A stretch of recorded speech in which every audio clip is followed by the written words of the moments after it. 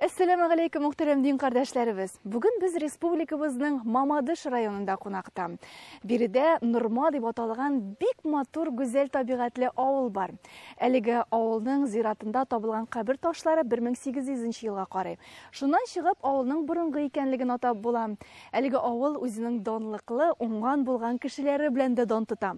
Менә шундый уңган булган үрнәк гаиләдә qonaqtabыз.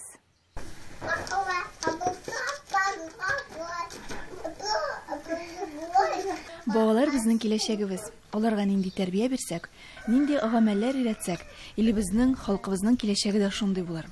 Баланың шәхес буларак формулашуында әхлак тәрбиясе төп һәм иң әһәмиятле урынны били. Монда әби-бабайларның роле дә бик зур. Менә бу дуганы укыгансаң, син бер катта ширләнмисең, зур булып үсәсең, тәртипле буласың. Аннары сине Аллаһ Таала ярата, сине сөйгән кул итеп, кабул итеп ала. Шуңа күрә Аллаһ Тааланы һәр вакыт искә алып, аны хөрмәт итеп, аңа рәхмәт әйтеп яшәргә кирәк улым. Хыснулла абый белән Рәшида апа үз ыныкларына дин сабакларын кичкенәдән үк күңелләренә салырга тырышалар. Балалар кичкенәдән үк дуганы, намазны нәрсә икәнлеген күреп белеп үсәләр.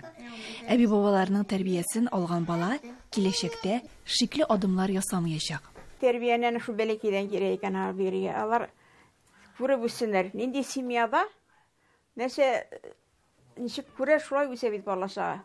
Балаларга яшьтәнрәк менә шушындай мәчетләрне, намаз тәртипләрен өйрәтеп, мәчет ишекләрен ачканда нәрсә әйтергә, япкан вакытта нәрсә әйтергә, бисмиллаһны әйтергә кирәкне өйрәтеп үстерсәң бәйбәт. Җәй көне балалар кайта, хәзрәтебездән укыйлар инде намазларны. Булай бик күңелле, бик әйбәт була. Яшьләр тартылалар. Тартылмыйлар түгел, тартылалар. Үзләреннән үзләре киләләр, түбәтәйләрен кияләр алар. Шулай итеп, полный зурлар кебек итеп, алар рәтендә утыралар. Авылда гореф-гадәт бетми икән. Авылларга түгел, бөтен җирдә дә. Гореф-гадәт бетмәсә, дин бетмәй. Дин бетмәсә, дөнья бетмәй. Әгәрдән гореф-гадәт бетә икән, бөтен нәрсә югала. Яшьләр алар нәшл гореф-гадәтне дәвам итсәләр генә, Коръән китабының көче бетмәй. Рәшида апа Мамадыш районының гүзәл табигатьле Нурма авылында туып үсә. Бер урамда уйнап үскән күрше егете Хыснуллага кияүгә чыга. Бүгенге көндә тормышлары түгәрәк. Оныкларының уңышларына сөенеп яшиләр. Бер малай табып үстердек. Хәзер малайыбызның үзенең тормышы бар, 2 малае бар, Аллаһка шөкер. Шулай авылыбыз күркәм матур булгач, авылдан чыгып китмәдек. Мин колхозчы булдым инде. 40 ел стажым белән пенсиягә чыктым. Терлекчелек буенча. Кабат пенсияләргә чыкканнан соң инде күңел изгелеккә тартыла башлады инде, изге эшләр эшлисе килә башлады. Аллаһ Таала якынаясы килә башлады. Кешеләргә ярдәм итә башладым. Авыру кешеләрнең буыннарын утырта башладым инде. Авырткан кешеләргә әзрәк дугалар белән шөкерә башладым инде. Шундый Аллаһ Таала шундый биргән кешеләр барлыкка килде. Худайдан биргән кешене яшереп булмады. Байтак ялхалык белән дә эшләдем. Менә шулай итеп гомер үтте инде. Әни безне кичкенәдән дугалар өйрәтеп, намаз уку тәртипләрен өйрәтеп, өйрәтте инде кичкенәдән. Без аңа карап тагын, әни безнең теге бәләкәй чакта, бәләкәй булганда намазлар укый, дугалар укый иде. Без аңа карап та шулай өйрәнә идек. Менә без теге дуга укыганда, җомга намазларына барганда, теге улы Амирхан безнең белән дә ярып бара, күрә, өйрәнә. Кызыксына, кабатлы яе.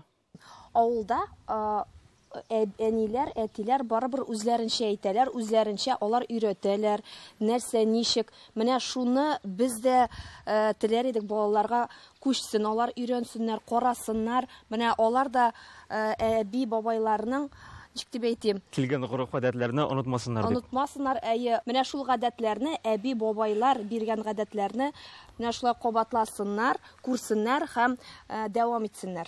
Кичкенә генә Нурма авылы уртасында тәмле сулы чишмә ага. Әлеге борынгы чишмәне цикләндереп карап торырга Рәшида апа ярдәм итә. Авыл өчен җаны тәне белән киеп яши ул. Рәшидә Шәмсетдиновга ярдәм кулы сузучылар һәр вакыт юлларында очрап кына торалар. Аллаһ Тәгалә бер кашан да ярдәменнән ташламый аны. Аның ярдәме белән авыл тагын да цикләнә, тагын да матурлана. Чишмән су бер кашан да бетмәгәч, бит инде моның төрле вакытлар булды инде. Бу чишмәнең җимерелде дә инде ул. Менә шулай торгызып куйдык. Матур бит, рәхәт. Килгән кеше суын эчә. Әле бит колонкалар бар, өйдә су бар, шулай булса да без бар шушынан төшеп, авыл халкы су алып шәй içәбез. Шәйгә. Безнең вакытта өйләрдә су юк иде. Шушында суга төшә торганы гел. Малларга сертергә, әйбергә, сибәргә, яшелчәләргә шушында суга йөрдек, су кергәнче. 20 тиендәге суга төшәрик яшь вакытта. Малларга сертергә кирәк. Сибәргә дә кирәк, без помидор утырткан лектә кеше. Менә бу яктан бер чират булыр иде. Бу як урамдагылар. Бу як урамдагыларга бу яктан чират ие суга. Кеше күп. Шушы бер чишмә. Шушында җыйлабыз. Аллаһы Тәгалә үзенең сүзе булган Коръәни Кәримдә бик күп сүрә, аятләрдә кешеләрне юмарт булырга өнди. Пәйгамбәрбез Мөхәммәд саллаллаһу алейхи ва сәллям хадис шәрифендә юмартлык ботакларын дөньяның эченә сузган җәннәт агачларыннан берседер. Кем бу агач ботакларының берсенә тотынса, ул аны җәннәткә тартыр. Юмарт бар булмышы белән үз халкы, дине өчен янып яшәгән Рәшидә абыстай мәчетне төзекләндерүгә зират тирәләрен койма белән әйләндереп алырга да җай таба. Бу зиратның шушы Норма авылы төзелгәннән соң барлыкка килгән зираттыр. Шуңа күрә авылның елы билгеле булмагач, зиратның да елы билгеле. Бер зур яшьтә бер апа белән йөргән без бер таш таптык. Шул ташка 1868 елны вафат булган дип язылган иде. Ул латинча язылган иде. Эме. Аның кабере биткән инде, ташы торадыр иде. Димәк, шул елны Норма аннан беренче ел алдандан инде бәлкем барлыкка килгән булып чыга бит инде. Зиратта барлыкка килгән булып чыга. Бәлкем аннан да беренче еллар электерде. Андый таш табылмады. Соңгы бердән-бер таш шушы булды. Шуны таптык. Шуннан бирле зират инде. Олай тулды инде. Элек бит гореф-гадәт буенча зиратны авыл ягына зурайту булмаган. Авыл ягына зурайтсаң, кеше күп үлә дигән мәгънә барлыкка килгән. Авылны тартып тора инде зират янәсе. Тиякка да зурайттылар инде, менә хәзер бу якка да зурайттылар, теге якка да зурайттылар. Зират зурайды. Менә бел инде 630 метрлы зиратны шу халай белән әйләндереп алдык инде. Шу спонсорлар ярдәмнәре белән Аллаһка шөкер. Авыл халкы эшләде, тырыштылар. Маладис, рәхмәт аларга. Менә шулай итеп, бүтән итеп куйдык. Үзебезнән төп юк бит. Барачак. Ярый бу дөньядан анда китеп кошабыз. Бу дөньядан теге ахиреттән китеп кошу юк. Иң соңгы урын. Менә шуңа монда бар алдыннан инде Аллаһ та каршына килеп инде аның изге эшләрен эшләргә кирәк. Ятимнәр, фәкыйрьләр бар. Шуларга ярдәм итәргә кирәк инде. Бу безнең теге зурларча әйтсәк, шумадан тутыру була бит инде. Шумадан тулы булса бит монда да рәхәт дип әйтәләр яшәргә. Менә шул изге эшләр өчен тырыштык инде. Норма халкына да рәхмәт. Нинди генә эшкә тотынса да, синең янында киңәшче дә, фикердәшең дә, синең эшеңне хуплау, кирәк чакта ярдәм кулы сузарлык, җилкәсен куярлык ярың да булырга тиеш. Шул ук вакытта синең үзеңә дә ният кылган эшеңне башкарып чыгарга җиңелрәк, ышанычлырак була. Рәшидә апаның да андый эшендә Хыснулла абый һәр вакыт ярдәмгә килә. Бар эшендә бергә башкаралар алар. Матур гаилә булу өчен тату гомер итәргә кирәк инде. Сабыр итәргә кирәк. Бер-береңне хөрмәт итеп яшәргә кирәк. Ходай Тәгалә ташламый ярдәм итеп тора, гел ярдәм итеп тора. Мәчетләребезгә дә ярдәм итә. Халкыбызга да сорасаң бирә. Рухи нигезләргә кайтуның бер чагылышы булган мәхәббәт мәчетләребез белән бүген районнарның һәр авылында диярлек сокланырга мөмкин. Шуннан да мәчетләр күзләребезне куандырып, тирә-ягыбызны бизәп торучы корылмалар гына түгел, алар халкыбызның чал тарихын, шатлыгын, хәсрәтен, рухи мәдәниятебезне бай сәхифәләрендә чагылыш тапкан. Аларда иман нуры бөркелә. 1836 елны мәчет монда биткән. 35 ел шушы урында булган, 35 ел безнең авыл элекке чорда мәчетсез торган. Гаетләр, намазлар, Курбан гаетләре, ураза гаетләре бер елны да калмаган. Кемнең йорты олырак шунда җыелышып киткән булганнар. Һәм укыдылар да инде. Кабат шуннан соң 35 ел мәчетсез торганнан соң Аллаһтан ярдәме инде, кемнедер күңеле яхшылык килеп, шушы мәчетне җыелышып колхоз салды. Менә Аны бирделәр, шушы иске мәчеттә нак шушы урында юлдың. Аны мәчетне битергәннән соң аны иттеләр. Мәктәп тә булды ул, амбар да булып торды ул. 35 елдан соң авыр шундый моң су торганнан соң шулай нур өстәлдә булды. Халык күбие вакытларда бердәмие, шик күбие. Менә шулай итеп, тагы да Аллаһ Тәгалә шушындай көчне бирде. Менә тагыла моның әле менә шу авылдашларның ярдәме белән тахрәтнәмә эшләнәчәк, менә материаллар кайтты инде. Әле эшчеләребез менә килеп җитмей. Тахрәтнәмә ясалачак. Авыл халкы ярдәм итеп тора инде. Авыл халкы ярдәм итеп тора. Бик әйбәт ярдәм итәләр. Чыккан кешеләр ярдәм итә. Әйе, менә кемгә барсаң даган, юк, мин бурыш мен дип әйтүче юк. Аллага шөкер, ярдәм кулларын сузалар. Ишекләре менә алмаштырдык инде, ишекләр элек бит инде, монда тимер ишекләр юк, агач ие бит инде. Һәр кайда да инде менә ишекләрне моторлап алмаштырдык. Узган юк төрелде. Әйе. Әле монда да материаллар булгач дигән мотор яллары шушындай типана күрәсез инде. Материаллар эшләнәчәк Алла бирсә. Менә кешенең күңеленә салынмыйча орлык ул шытып чыкмый. Аның кулына килми. Кешенең күңеленә керсә, ул тилеп булмаңа, күңеленә керсә. Табасың, эзлисең, йөгерәсең, өйдәге бүтән эш кала, только шуңа юнәләсең. Теләк булгач менә юл бер кашын да ябылмый. Бер кашын да Ходай куша торганда ул кешегә дә менә барасың. Шулай дип теләгеңне белдерәсең. Менә шул хәтта алар чын күңелдән ябышалар ярдәм итәргә. Ходай куша торганда инде аларга да. Авылның күрке мәчет, мәчетнең күрке халык диләр. Шунысы куанычлы, авылга ян биреп торучы мәчетне цикләндерү эшләрендә халык бик теләп катнаша. Җомга намазларына, бәйрәмнәргә шатланып, куанып җыелалар. Авырлыклар алдында сыгылмаска, көчле булып калырга кешегә дуга кирәк. Дуга кешенең юлдашы. Һәр эштә уңсын өчен бары тик дуга гына ярдәм итә Рәшид абыстай. Аллаһ Тәгаләнең сабыйлар өчен биргән дуалар ва күз тигәннәр өчен бирелгән дуалары бар бит.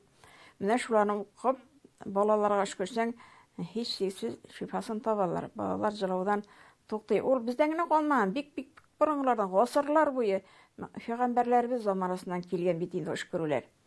Менә шуңа күрә Коръән китапларындагы дуаларның һәр барчасы тагын файдалы һәм шифалы. Балаларның җылаганнары, авыртканнары, хәтта зур кешеләрнең дә кешеләрнең яман күзләре, яман эшләре, эшәкелекләре бәндәләргә бик еш эләгә. Менә алардан файда таба алмыйча йөрүчеләр күп. Балыстан дава таба алмыйлар. Даруларның файдасы тими дип зарланабыз бит инде. Менә аңа да шифалы дуалар бик күп. Аллаһ Тәгалә шуңа күрә дуга иңдергән. Дуга ул бер кашан кешене ширләтми, бер кешене адаштырмый. Дуга кешене яшәтә дә, терелтә дә, көчтә бирә. Шуңа күрә дуга ышанырга кирәк. Ул Коръән диктомалына иңмәгән җиргә. Шуның өчен иңә бит. Аны укып кына ябып куяр өчен түгел. Аннан файдаланырга кирәк. Ул анда бүтән көч бар. Бүтән көч шифасы даруга да бар анда, ширгә дә бар анда, балалар өчен дә бар, зурлар өчен дә бар, йортларны чистартыр өчен дә бар. Хәтта ки бүтән эшәкелекләрнең гәүдәдән чистартыр өчен, бозыклар өчен дә бик күп дуалар. Менә шуннан файдаланырга кирәк инде. Кунакка килгән һәрбер кешегә матур теләкләр тели каршы ала ул. Матур теләкләр теләп озатып та кала. Һәр барчабызга үзебезгә яшәр өчен ярдәмчел булсыннар. Иткән изгелек бер кашан да югалмый, иткән изгелекләр хисабы бәндәдә берсендә булмаса берсендә бар. Бер-беребезне ташламыйча, бер-беребезгә ярдәм итеп, киңәш биреп, бер-беребездән көнләшмичә, көнләшсәктә ак көнчелек белән генә көнләшеп, киңәш табышы булып, шушы якты дөньяда кунак кына булып килгән гомеребездә Аллаһ Тәгалә ярдәме белән яшәсәк, я Рабби, Ходаем. Без бәндәләр булсак та Аллаһ Тәгаләнең сөйгән исемлекләрендә булсак, Аллаһ Тәгаләнең сөйгән бәхетлеләр исемлегендә булсак, һәр барчабызда, я Рабби, Ходаем. Бездән соң калган буын тагы да шулай матур итеп яшәп, без ахирәткә күчкәч, балаларыбыз, оныкларыбыз безгә дугашы булып гомер итәргә насыйп итсәң, я Ходаем, я Рабби. Амин шайбысын.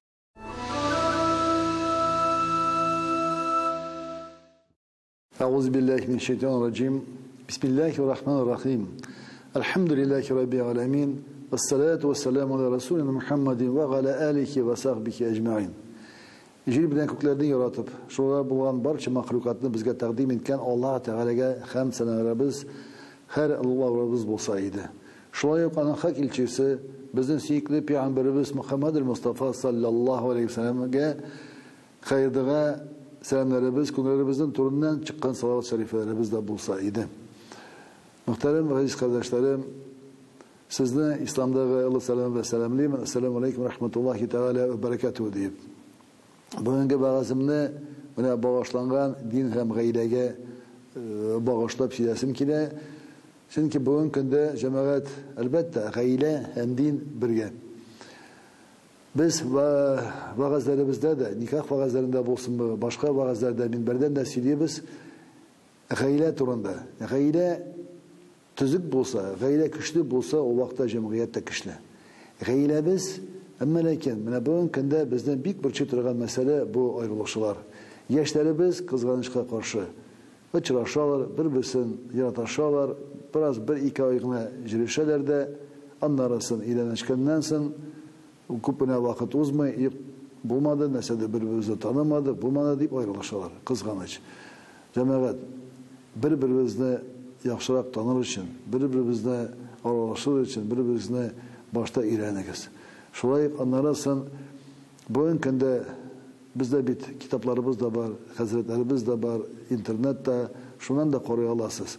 Хакларын ир затынан, ирнең хаклары хатын кыз өстендәге, хатын кызның ир зат өстендәге хакларын да карарга кирәк, аларны да белергә кирәк, өйләнгәнче. Әзер булырга кирәк. Өйләнү түгел ул сөйләнү дигән безнең картларыбыз әйткән. Өйләнү түгел ул сөйләнү. Җәмәгать шуңа күрә өйләнгәнче бер-берегезне яхшы мөнәсәбәттән, яхшы яктан карап, туганнардан карап, бер-берсен белергә кирәк. Ирнең хаклары хатын кызда булган. Ул бик зур вазифа. Ир зат үзенең мин ир дигәнне йодрык белән күрсәтергә түгел. Ир кеше ул гаиләне тәрбияли торган кеше.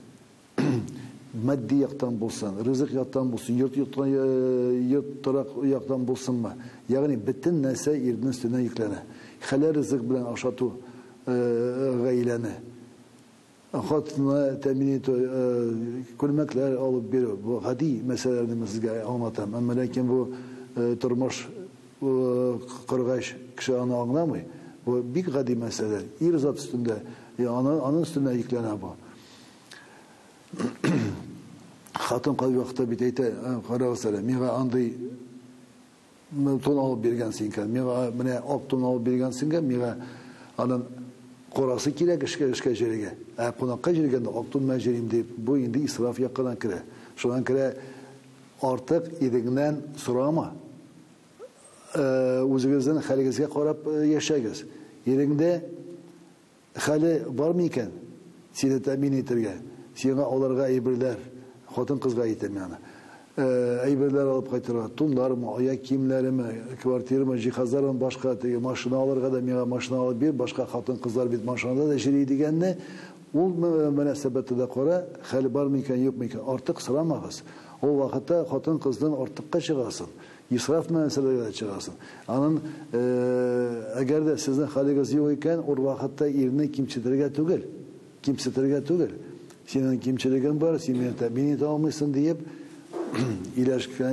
иләшкәнче шул мөнәсәбәтне карап, бергә сөйләшеп, бергә карашып, тормышны бергә алып барырга кирәк.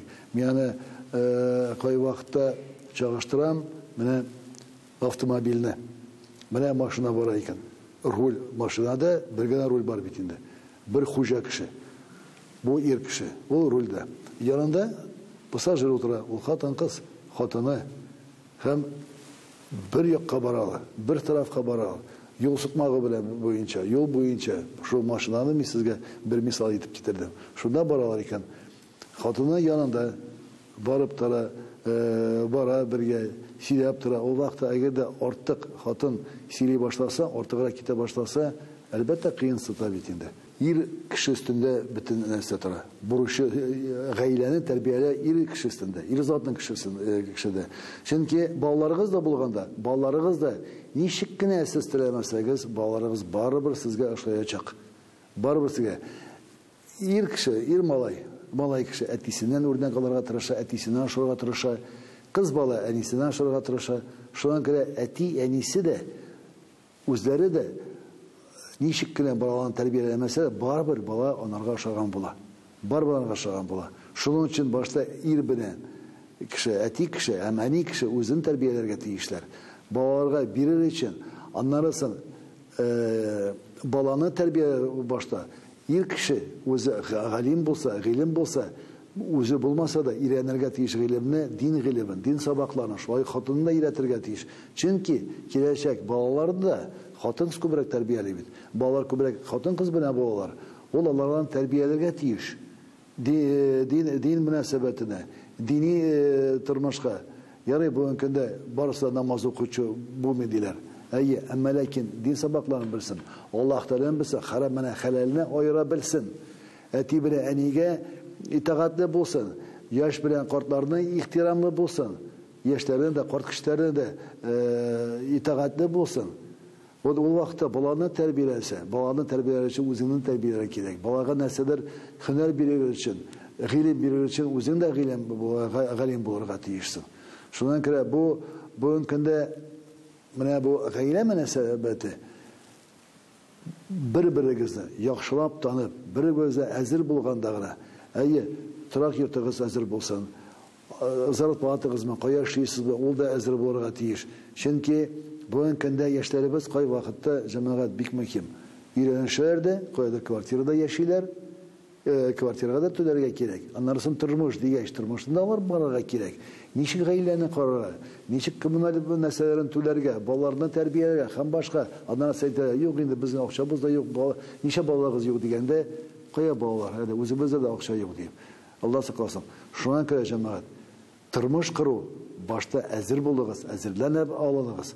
Аннарысын аyrılırга булмасын. Bir иләндән икән, bir никах укыган соң мәңгелек булсын. Балаларыгыз да булсын. Аллаһ Тәгалә ризыгын аерым бирә, һәрбер бала өчен, аның өчен борчылмагыз. Аллаһ Тәгалә бирүче караучы. Шуңа күрә менә булмасын инде аерылышулар, булмасын инде ялгыз хатындар. Аллаһ Тәгалә бездән шулай ук сугыш афәтләреннән дә сакласын, бәла казалардан сакласын. Аллаһ Тәгалә һәрберчебезгә дә саулык, сәламәтлекләр насыйп итсен.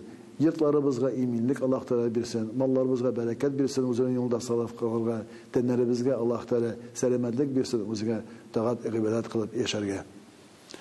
Рамазан айларыбыз mübarek булсын, тоткан ураларыбызны Аллаһ Тәгалә кабулдан eləsin, кылган гыйбадәтләребезне, кылган изге эшләребезне Аллаһ Тәгалә кабул кылсын. Шулай ук бәдәлчелек белән белеп ва белмичә кылган хата кимчекләребез булса да Аллаһ Тәгалә кичәсе инде, гафу иләсе иде. Киләсе, шулай киләсе Рамазан елларында, киләсе айларында, киләсе елларында да Рамазанларны маңгай күзе белән күреп, гыйбадәтләрдә катнашырга да Аллаһ Тәгалә һәр барчабызга насыйп ва миясәр әсәйдин. Ассаламу алейкум ва рахматуллаһи тәгалә ва баракатуһ.